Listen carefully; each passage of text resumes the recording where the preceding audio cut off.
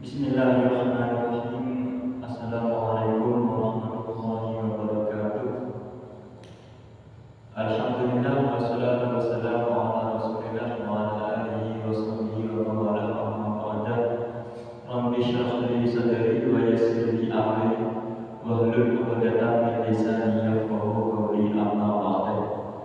Hadirin muhtaram para ulama sebagai ulama jati atas derajat tokoh masyarakat secara kesan dan seluruh tokoh masyarakat yang bisa kita sebagai ulama jati derajat.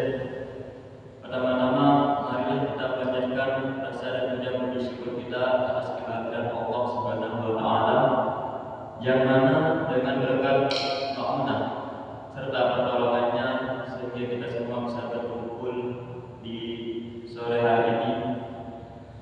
Yang kedua kalinya salawat serta salam selalu kami turunkan kepada Nabi kita, Nabi baru, Nabi Muhammad SAW, Nabi yang telah membawa kita dari zaman yang penuh dengan kezaliman menuju zaman yang terang benderang, yakni adil Islam. Langsung saja kesempatan kali ini ingin membacakan kitab Isyaful Anam mengenai kebiasaan atau tradisi para ulama di bulan Ramadan. Ini lah, faedah kali itu lebih bisa yang faedah kalau berpaduan saja. Akan kenapa ulama ini menanti bulan Ramadan apa biasa ini? Nanti bisa diambil faedah.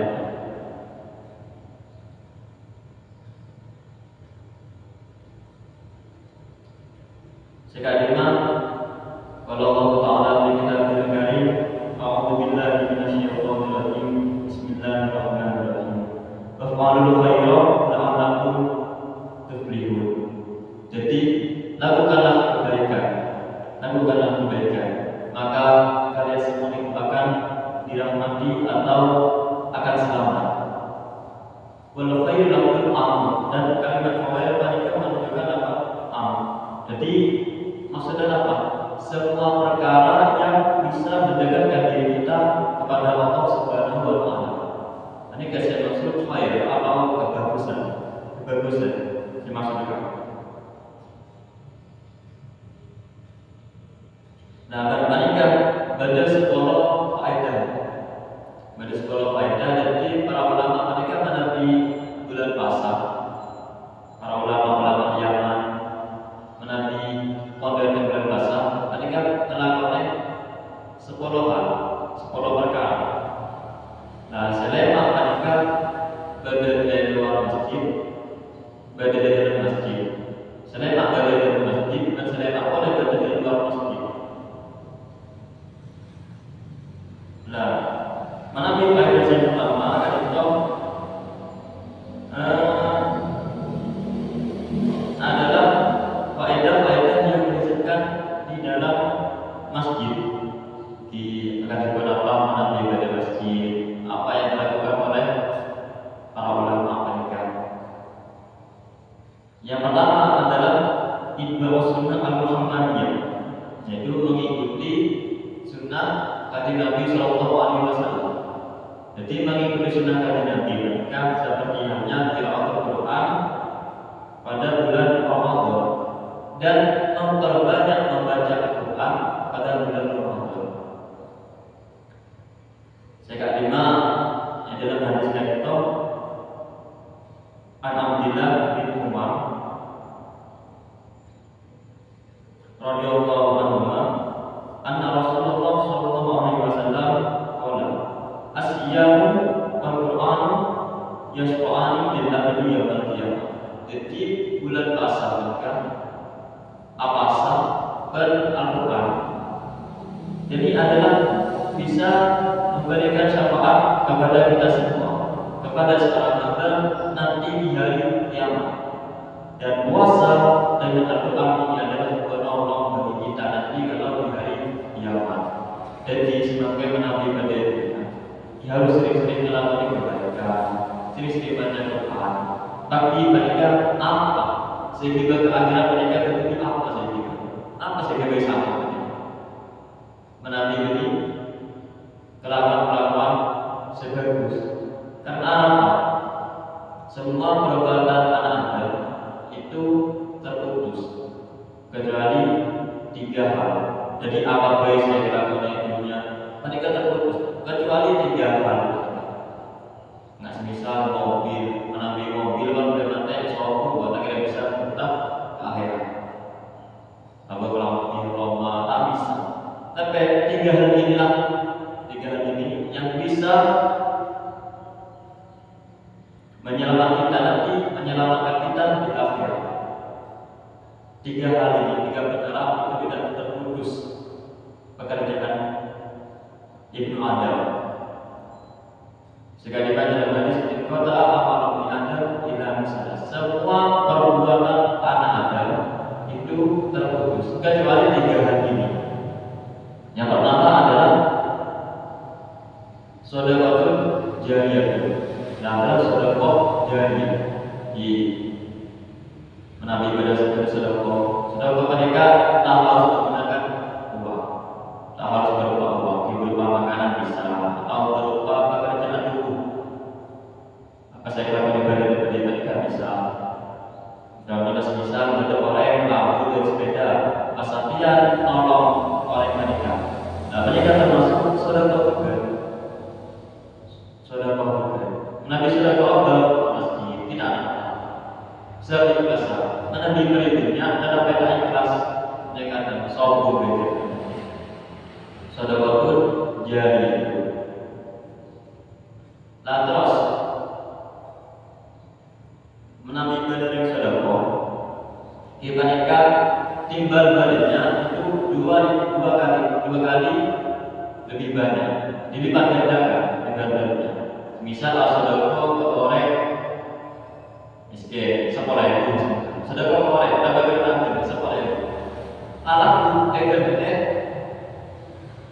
bisa 10 kali lipat, maka dibilang 100. Isi sama tahu kalau ini menimba sedekah orang yang penting apa ikhlas itu tadi, itulah yang penting. Terus yang kedua, ilmu yuntafa'a, ilmu yang bisa diambil manfaat oleh orang lain. Akan dikenapa para ulama, para wali mereka mana bilang ampun wafat, tetapi ilmunya itu masih berlaku di kalangan kita. Apabila Imam Syafi'i, Imam Nawawi, Husni, selama dan ini Husni, Zuhri dan beliau wafat, tetapi peninggalannya yang berupa ilmu, itulah yang bisa membuat kita itu selalu ingin mendapatkan barokahnya dia. Karena ilmunya itu masih ada. Dan sedangkan ilmunya itu sudah berlaku di kalangan orang lain, bisa diambil manfaat oleh orang lain, bisa diunggah itulah pentingnya orang yang berilmu. Kadang ulama orang satu dan para ulama mereka adalah warisan para nabi. Atau bila kayak satu para ulama Indonesia, Arabati, ini adalah warisatul anbiya. Para orang yang berilmu, ulama warisatul anbiya, warisannya para nabi. Kemudian amanah apa boleh? Saya tak bisa terputus bagi Ibnu Adam. Waladun soleh yang diulang. Jadi anak yang bisa mendoakan orang tuanya. Jadi mereka salah satu contoh pentingnya mendidik anak sebaik mungkin mulai dari kecil sampai besar. Ini yang mana mendidik anak mereka harus dididik dengan sebaik-baik mungkin. Dan didik anak tapi kenapa anak mereka dan orang yang bagus, jadi orang sesoleh harus dididik mereka. Karena mengambil ajaran anak-anak ini jadi orang yang benar. Tadi gimana mengambil ajaran ada pas anak mereka benar, siapa saja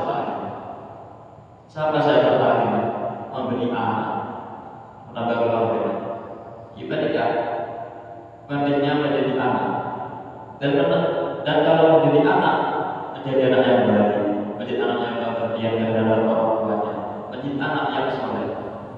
Itu nanti kalau orang tuanya tidak umur, itu akan selalu dikirim doa oleh anaknya setiap setelah kali sholat atau sedekah atau membaca Quran.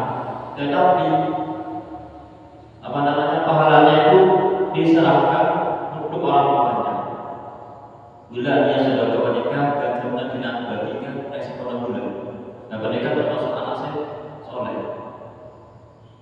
anak sebagus. Kira jadi anak namanya apa kalau zaman semakin anak tahun selama tahun itu bisa apa? Ijabah Islam. Jadi didik dengan sebaik mungkin. Asyiyamu wal-Qur'an yashfa'ani bil amali yawmal qiyamah. Terus yang kedua adalah itu ajari qiraatul Qur'an muqaddim. Nomor dua, amal yang dilakukan oleh para ulama adalah ingin memperoleh pahala membaca Quran dan menghatamkannya. Famalar dari fadil qiraatul Quran aktar min an yusall. Jadi fadilah membaca Quran mereka pun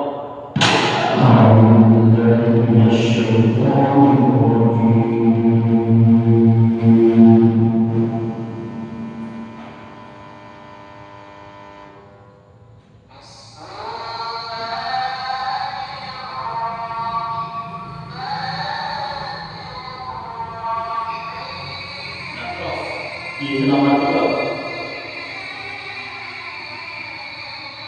Fa'innahu qala Nabi sallallahu alaihi wasallam iqra'ul Qur'ana fa'innahu ya'ti yaumal qiyamati syafi'an asam. Jadi bacalah Al-Qur'an karena itu akan menjadi syafaat bagi orangnya nanti ketika di hari kiamat. Jadi Al-Qur'an bisa membantu kita untuk atau selamat pada hari kiamat. Nah, salah satu fadilah membaca Quran yang kali itu man qala harfa bi dinari lalu biasanya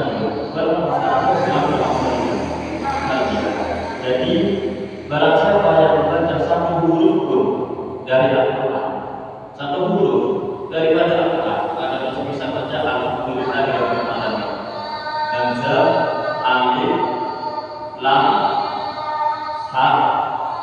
Dari setiap huruf mereka mendapatkan 10 kebagusan, 10 kebaikan di setiap hurufnya, bukan di setiap kalimatnya. Kalau kalimat itu seperti hanya alhamdulillah dan kebaikan, itu jumlahnya kalimatnya. Tetapi kalau huruf ini adalah satu huruf, alif, lam, ha, mim, dal.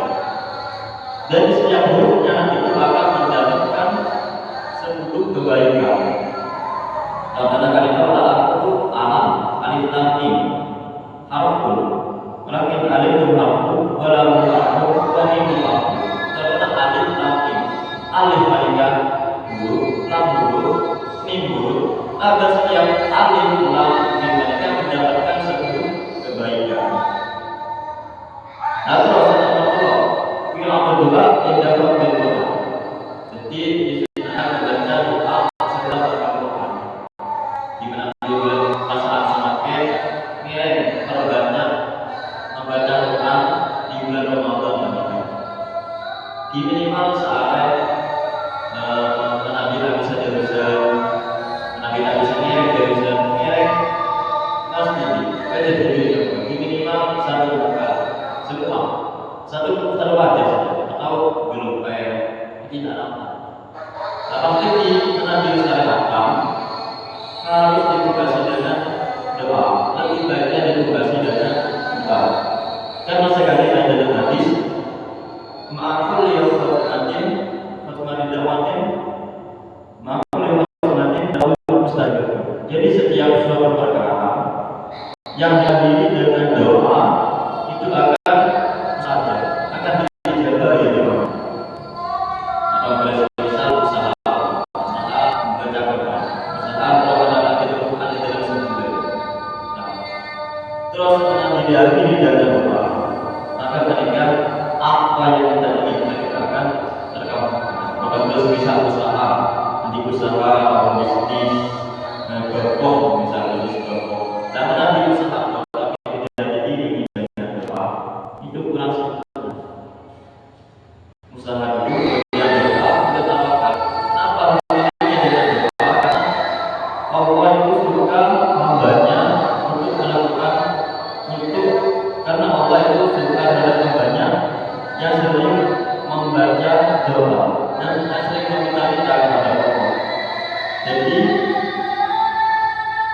Allah berikan Nabi sering meta doa, sering meta dalam baca, senang pangeran itu. Kebiasaan Nabi berdoa ini, Nabi yang berdoa ketika berdoa minta setiap hal, setiap berdoa ketika tidak ada yang baca, yang mana minta berdoa, nak pakai nanti penghasilan, kalau benar yang minta. Nabi berdoa dia lihat, senang. Kalau pangeran Nabi pangeran ketika senang Nabi sering berdoa doa. Nah terus kebiasaan para ulama di bulan Ramadan terusnya adalah adul muslimin ahyalan Ramadan khusus doa. Sini-sini doa bagi orang yang saya dakwai, bagi orang yang saya bantai, khusus kedua orang tua. Nabi doa bagi yang muslimin, Nabi bagi orang yang melakukan kesalahan, bukan dia kena menyama adik, mencoba ajar dia. Itu lagi, jadi lagi saya nak parah atau minta atau minta berikan, apa yang kita minta lagi sekalian. Di lagi baik, gimana materi, tokoh, gimana materi, jalan. Tidak bisa seperti itu. Dalam sedikit ahli pandu Allah. Dan terus yang terakhir menikah, Allah itu buat tertib. Jadi menambil pada orang yang melakukan kesalahan ini ya. Jadi menikah harus saling mengingatkan. Jadi harus saling mengenal satu sama lain. Dan mengenal karena mereka saling menyalahi orang. Tapi tak enak. Ini 5 kali yang dilakukan oleh para ulama. Jadi saling mengingatkan. Itu